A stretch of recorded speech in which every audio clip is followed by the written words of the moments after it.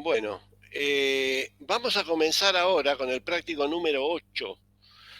Para eso voy a compartir nuevamente pantalla con ustedes.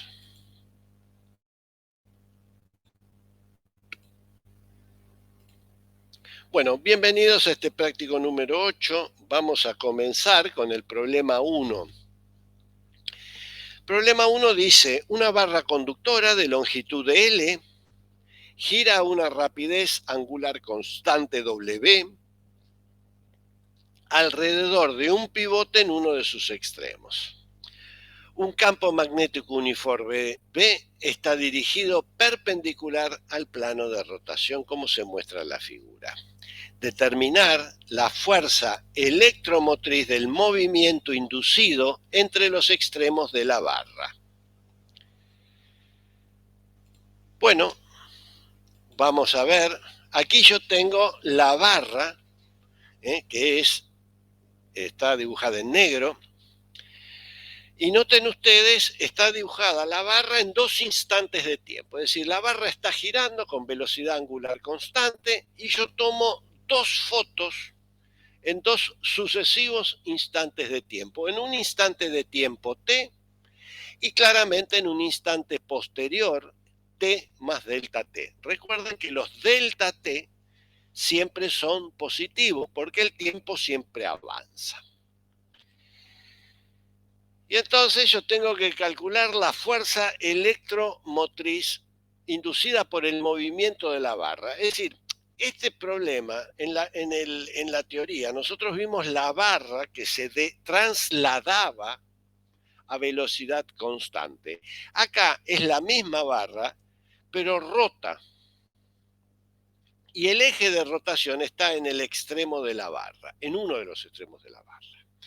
Claramente, en su movimiento de rotación, la barra está sumergida en un campo magnético B que tiene la dirección y sentido que se ve en la figura. Es perpendicular y entrante, y su módulo es constante. También la barra tiene una longitud L y los dos instantes de tiempo, entre los dos instantes de tiempo, la barra gira un ángulo delta tita y entonces barre, así se lo dice, que en su movimiento, ¿cómo?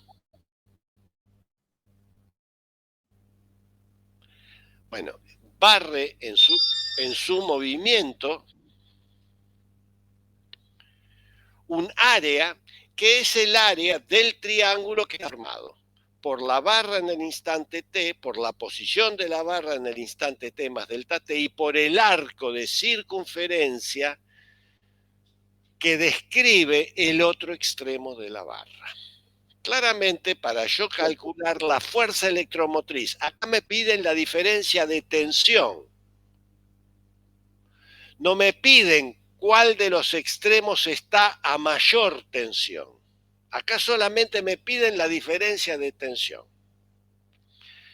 Entonces, para calcular esa diferencia de tensión, esa fuerza electromotriz, yo tengo que calcular la variación de flujo. Y la variación de flujo lo voy a hacer a través de ¿qué área?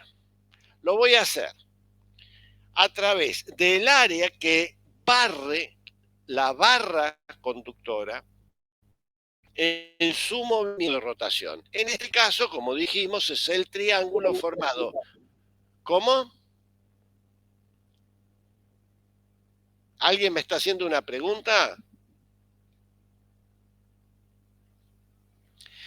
Por el triángulo formado por los dos lados de la barra en los distintos instantes de tiempo y por el arco de circunferencia. Entonces el flujo va a ser B por delta A, siendo delta A el área del triángulo que es base por altura sobre 2. La base es la longitud de circunferencia que describe el otro extremo de la barra, que claramente de la geometría sale que es L, la longitud de la barra, por delta tita. Y la altura claramente es L. De ahí surge que delta A es L cuadrado por delta tita sobre 2. Recuerden ustedes que delta tita dijimos es el ángulo que describe la barra en los dos instantes de tiempo considerados, y siempre como el movimiento es circular uniforme, se puede escribir como el producto de la velocidad angular omega por delta t. Así tenemos que el flujo va a ser B por L sobre 2 por omega por delta t. Recuerden ustedes que si yo esta igualdad la divido miembro a miembro por delta t, tengo que la variación de flujo de campo magnético dividido delta t es la fuerza electromotriz y es igual a B por L cuadrado por omega sobre 2. Así que hemos encontrado que esta fuerza electromotriz, que es la diferencia de tensión inducida en la barra, es la que, es decir, es la diferencia de tensión entre los extremos de la barra. Noten ustedes que aquí el problema no me dice, no me pregunta cuál de los extremos está a mayor potencial, sino que me pregunta solamente la tensión inducida. Bueno, vamos al problema. Sí, vamos al problema 2. Y el problema 2 me dice que la barra conductora, ilustrada en la figura de masa M y longitud L, se mueve sobre rieles paralelos sin fricción en presencia de un campo magnético uniforme dirigido hacia adentro de la página. A la barra se le da una velocidad inicial hacia la derecha y se la libera en el instante t sub 0. Encuentre la velocidad de la barra en función del tiempo. Bueno, vamos a ver. Y acá yo he dibujado nuevamente el dibujo que ustedes tienen en la guía. Recuerden que en la guía está la resistencia R, los dos cables conductores, y noten ustedes que aquí me dan la dirección de la corriente inducida I. O sea que yo sé cuánto vale la corriente inducida I, que circula por la barra. ¿Qué es lo que va a suceder? Recuerden que todo el circuito está sumergido en un campo magnético B que tiene la dirección y sentido que se muestra en la figura. ¿Qué es lo que va a ocurrir? Me dicen que en el instante inicial a la barra yo le doy una cierta velocidad B, como se muestra en la figura. B, recuerden, es la velocidad instantánea y me da como información la dirección y sentido del movimiento, y su módulo no es otra cosa que la rapidez de cambio de la posición con respecto al tiempo. Ahora bien, cuando esta barra inicialmente yo le doy un movimiento hacia la derecha, ¿qué va a ocurrir? La barra es una barra conductora. Por esa barra conductora hay una corriente, va a circular una corriente I que tiene la dirección y sentido que se muestra. Por lo tanto, aparecerá una fuerza magnética.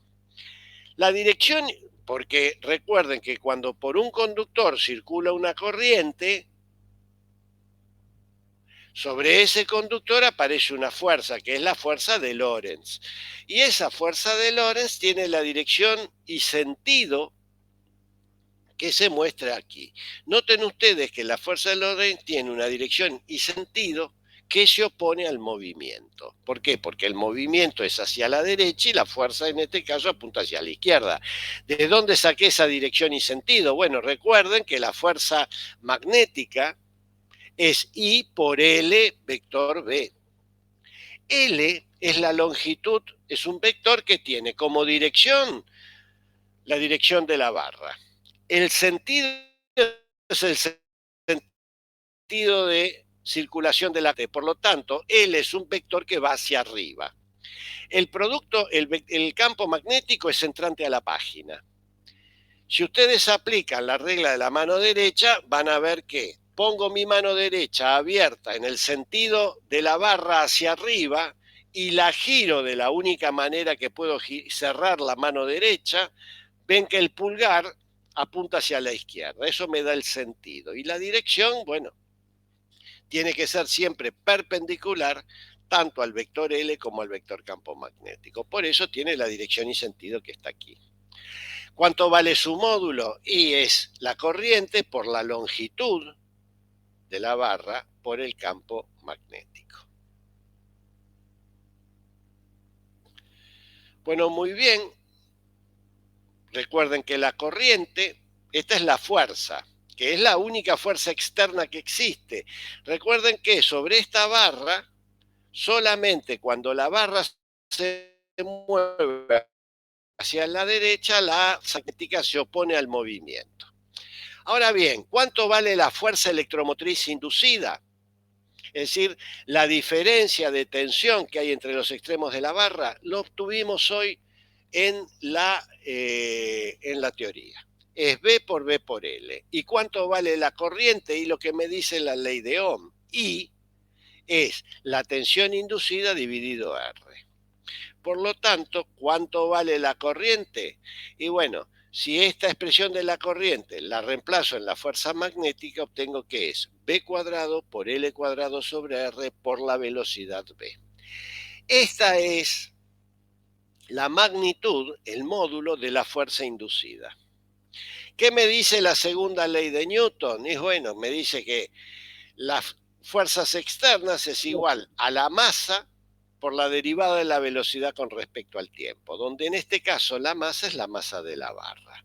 Y recuerden que la única fuerza externa es la fuerza magnética y que se opone al movimiento. De ahí surge que M por dB a dt es menos. ¿Por qué es menos? Porque se opone al movimiento. Es B cuadrado L cuadrado sobre R por B. Tengo que resolver, para hallar la velocidad, tengo que resolver esta ecuación. Esta ecuación es sencilla.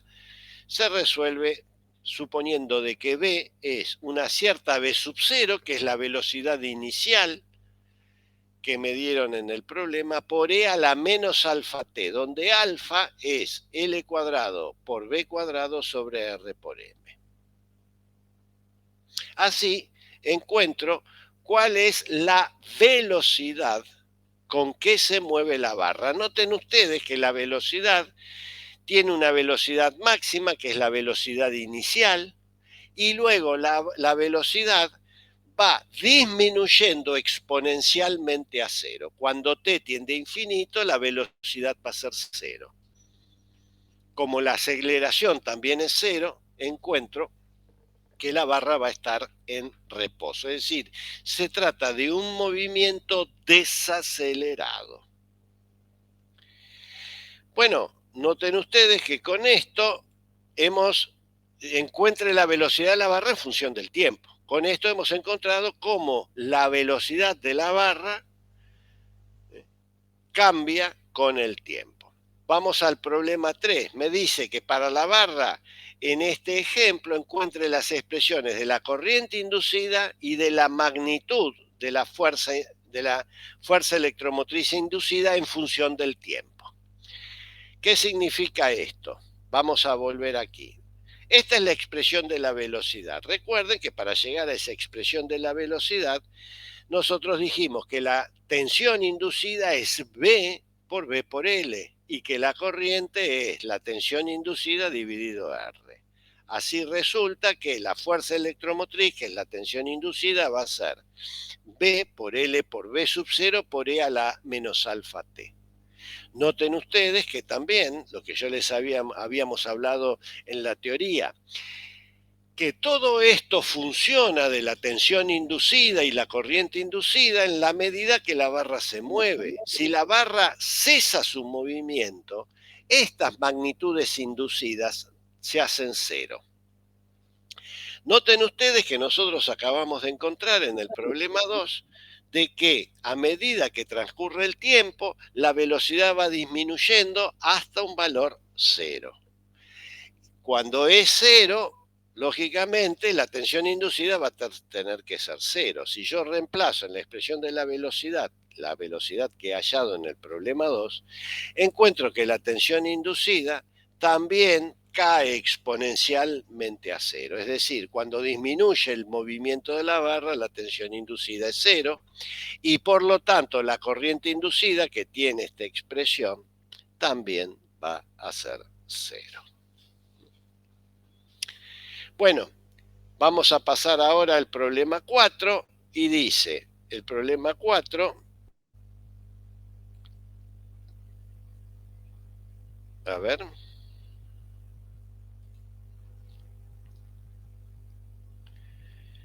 no, el problema 4 no lo vamos a hacer el problema 5.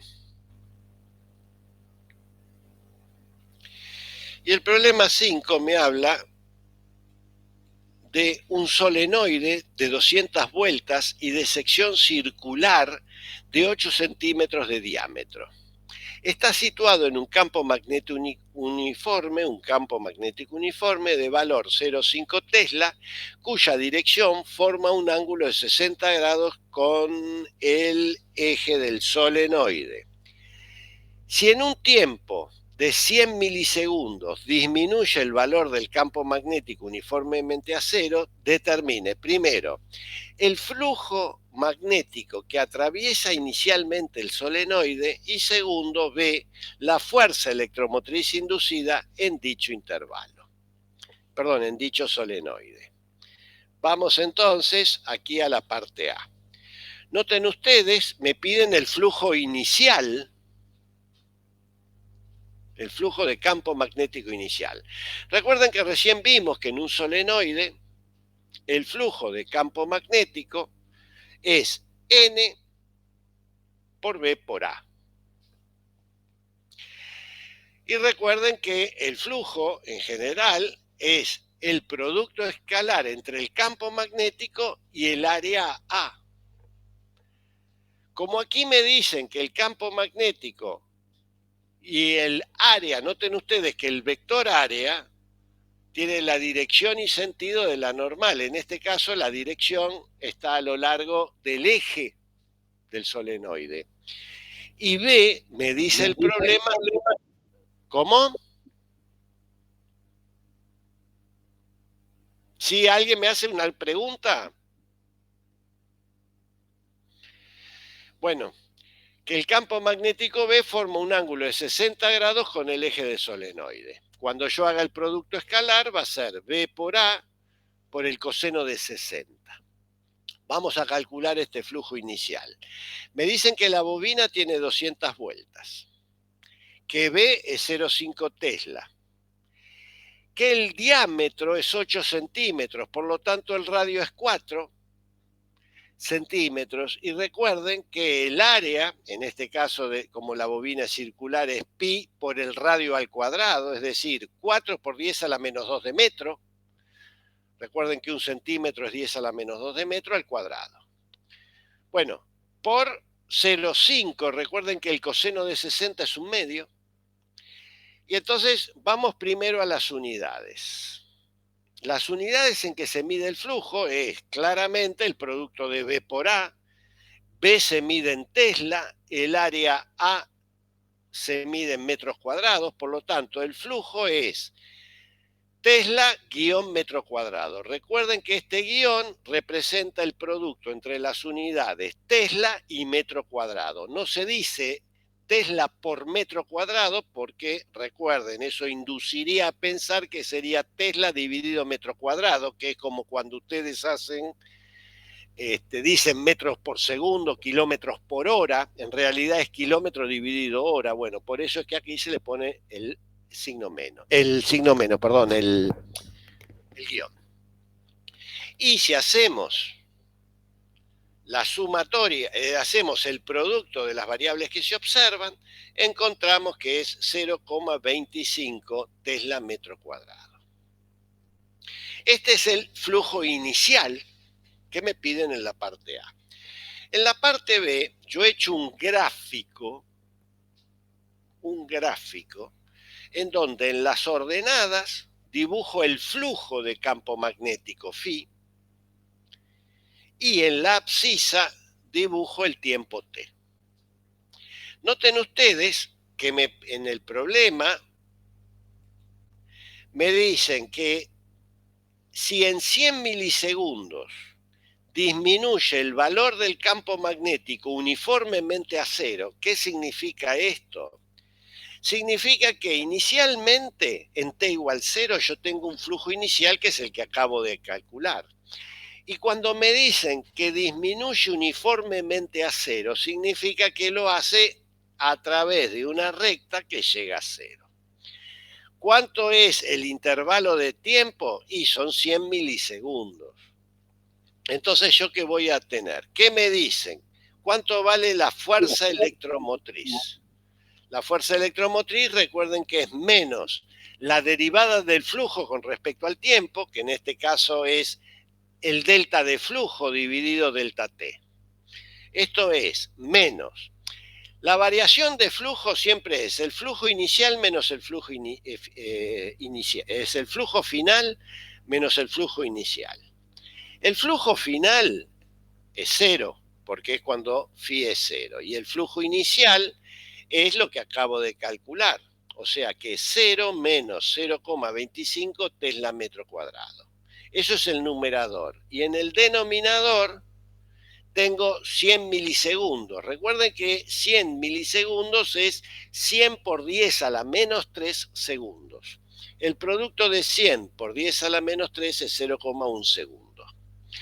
De ahí obtengo que 0 menos 0,25 con el signo menos se me hace 0,25. 0,25 dividido 0,1 me queda 2,5. Ahora vamos a las unidades. En el numerador tengo Tesla metro cuadrado dividido segundo. Tesla, recuerden ustedes, es Newton sobre amper metro. Y en el numerador también tengo metro cuadrado y en el denominador segundo. Entonces me queda, en el numerador tengo metro cuadrado, en el denominador tengo metro, me queda un metro en el numerador. Newton por metro en el numerador es Joule. Acá tengo amper y segundo. Amper es Coulomb por segundo, es decir, Coulomb dividido segundo. Con el segundo que tengo aquí se me va y me queda Coulomb. Entonces tengo Joule en el numerador y Coulomb en el denominador, eso me da volt. Por lo tanto, la FEM inducida que me están pidiendo es 2,5 voltios. ¿Dónde aparecen estos 2,5 voltios? En los extremos del cable con la que construí la bobina. Ahí voy a obtener ese flujo. Bueno, y con este problema llegamos ya al último problema de este práctico número 8. Bueno, alumnos, como yo les había dicho, una vez que termine el práctico 8, a la semana viene el parcial. Hoy es 1 de noviembre, el parcial lo vamos a tomar a la semana, es decir, el lunes 8 de noviembre. ¿Cómo vamos a hacer de aquí hasta el 8 de noviembre, que es el día del parcial? Bueno, vamos a hacer de la misma manera que hicimos en el primer parcial. Yo el día de mañana les voy a enviar por correo electrónico una serie de problemas que yo he tomado en otras fechas. Y los vamos a hacer, esos problemas, el día miércoles a las 9 de la mañana. El día miércoles va a ser una clase de repaso en donde vamos a realizar estos problemas que yo tomé en otras oportunidades. De manera tal que ustedes más o menos se den cuenta de cuáles son los problemas con que se van a enfrentar el día lunes 8. Bueno, esa va a ser la clase del miércoles y la clase del miércoles. Y al lunes de la semana que viene tomamos el segundo examen parcial. ¿De acuerdo? Bueno, alumnos, entonces quedamos con que el día de mañana van a recibir en sus correos electrónicos una guía de problemas que luego vamos a hacer en la clase de repaso del día miércoles. Bueno, alumnos, ha sido un gusto haber estado esta mañana con ustedes. Me despido hasta el día jueves en oportunidad que tendremos la clase de repaso. Hasta el jueves, alumnos. Perdón, hasta el miércoles, alumnos.